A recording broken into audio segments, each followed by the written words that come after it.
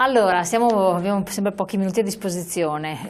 Il sindacato cosa può fare? Cosa sta facendo? Sì, ecco, noi abbiamo visto quello che gli altri potrebbero fare, però noi per esempio, oltre che questa azione di coinvolgimento, di riflessione, di discussione, è vero, nei confronti in modo particolare delle persone anziane, abbiamo anche un altro compito.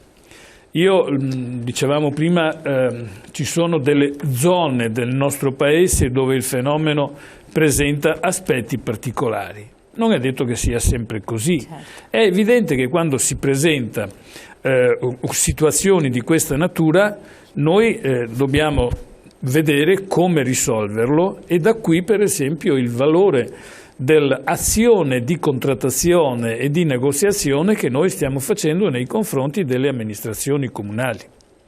Ora, questo esempio che ho portato prima per quanto riguarda l'assicurazione, certo. Ma ci possono essere anche altre cose che sul territorio, e di conseguenza quello che noi facciamo è che andiamo in giro per, è vero, discutere, ma una volta che abbiamo acquisito i fenomeni, chiamiamoli così, di varia angolatura a seconda delle parti del paese, noi ci facciamo carico di affrontarli, e di conseguenza noi stessi siamo quelli che chiedono il confronto, per esempio, o con le forze dell'ordine, certo, vi fate portavoce, o con la prefettura, o con le amministrazioni comunali. Per cui, come dire, quando da Rovigo ci dicono in quella zona lì, è vero, ci sono questi fenomeni, dacci di queste guide che noi le distribuiamo. Certo, facciamo questo in termini di orientamento, e qui gli esempi e le indicazioni, i suggerimenti, come diceva lei, sono tantissimi, me lo lasci dire, lo hanno fatto bene. Sì, è fatto bene. Lo hanno fatto bene, no? Per cui, dopodiché però noi dobbiamo farci carico di fare il nostro mestiere. Che è quello di contrattare, di negoziare per trovare le soluzioni. Ci sono delle zone, per esempio, dove merita di essere messa una telecamera pubblica, di essere messo più illuminazione su determinate vie. Ci sono appunto fenomeni di questa natura che le amministrazioni comunali, noi siamo per sollecitarle, per avanzare, per pungolare, brava, per tentare di trovare sempre collettivamente, perché secondo me a questi fenomeni singolarmente non si trova alcuna soluzione. Chiaro. Certo che collettivamente invece la cosa è diversa. Ormai noi anziani abbiamo dato, ma ai miei nipotini cosa rimane? Un paese dove non c'è sicurezza, e non solo economica, ma in tutti i sensi. Dovremmo avere un po' più di amor proprio anche noi cittadini, e credere in quello che una volta lottavamo, e trasmetterlo ai nipoti, che li vedi molto assenti, apatici e disinteressati. No, io guarda, non credo assolutamente a queste ultime due righe. Anch'io ho nipoti. Però c'è una, a differenza di Daniele, che ha ancora sì, dei figli piccoli. Io ho dei nipoti anche grandini, però l'apatia non sta da quelle parti. Ci guardano, ci controllano, capiscono sempre tutto quello che magari molte volte noi stessi pensiamo che loro stiano da un'altra parte. Invece l'attenzione è anche da parte loro, per cui anche attorno a questi fenomeni qua io vedo per esempio la vicinanza dei nipoti nei confronti degli anziani, nei confronti dei nonni, quando si sono manifestate delle situazioni nelle quali siamo anche intervenuti come sindacato. Per cui questa lettura di un paese, come dire, apatico, disinteressato, non è così. Dobbiamo aiutare la gente a difendersi, dobbiamo aiutare la gente. Su questo però parleremo ancora, perché non abbiamo più tempo, perché sennò il nostro povero Daniele Tronco non riesce a dire la campagna che sta continuando sulle pensioni.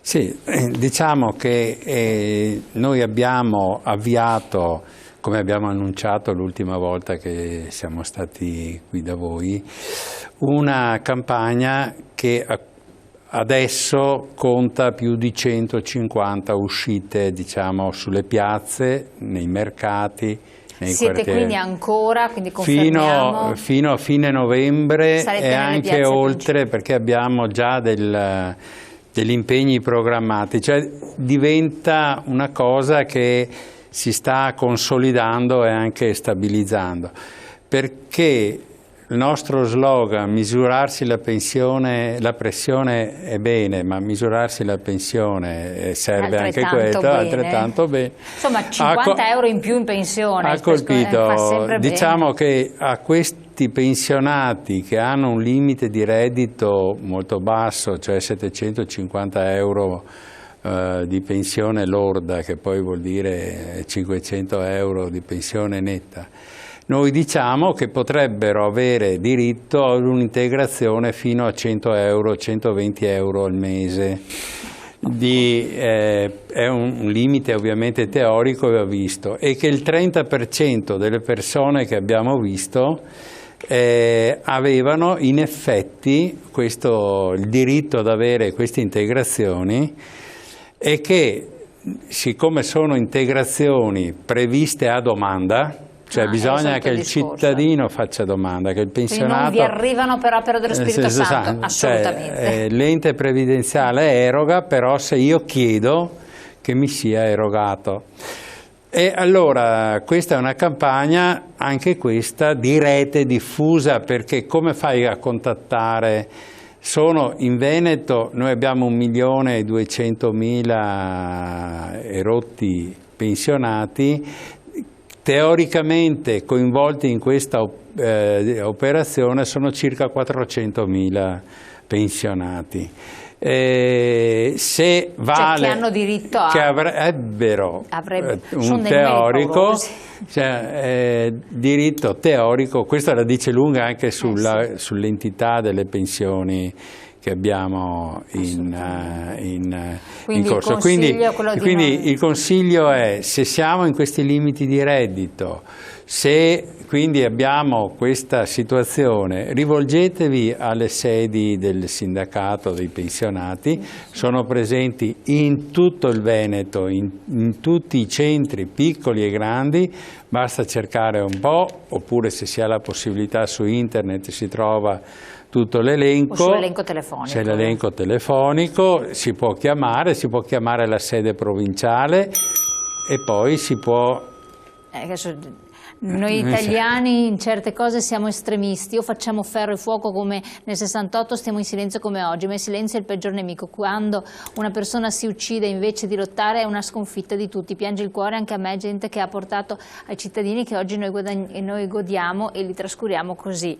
Portato diritti, ai diritti. Esatto. Sì, va bene, certo che c'è il tema, diciamo, c'è tutto, perché se c'è un elemento, insomma, che ci contraddistingue, poi io direi che il Veneto ha anche una tradizione, adesso lo accennava anche Danilo, la rete familiare è ancora uno degli elementi, diciamo, fondamentali, perché è chiaro che nelle grandi città, per esempio, questo è un fenomeno che riguarda le grandi città, i pensionati sono più soli, e quando sei solo hai meno rapporti familiari, diventa tutto più difficile. Diciamo che noi abbiamo ancora una rete familiare abbastanza forte, poi il tema è come evolverà questa società, perché se la società continua ad andare verso un individualismo così forte,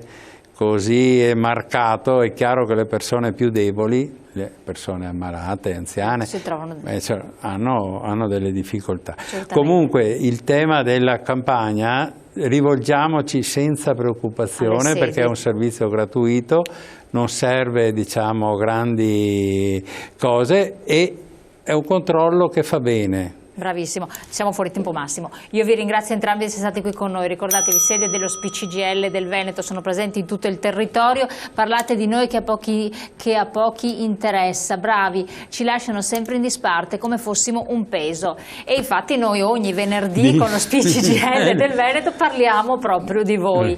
E quindi anche voi mandateci messaggi, telefonate, oppure scriveteci anche via posta oppure via mail, che ha la possibilità di farlo, se avete delle problematiche problematiche che poi lo giriamo allo SPI CGIL, che cercherà di delegarvi alle varie sedi, di darvi delle soluzioni. Grazie ancora a entrambi i nostri ospiti, grazie a voi di aver partecipato, di averci seguito e come sempre ci vediamo prestissimo e con le repliche.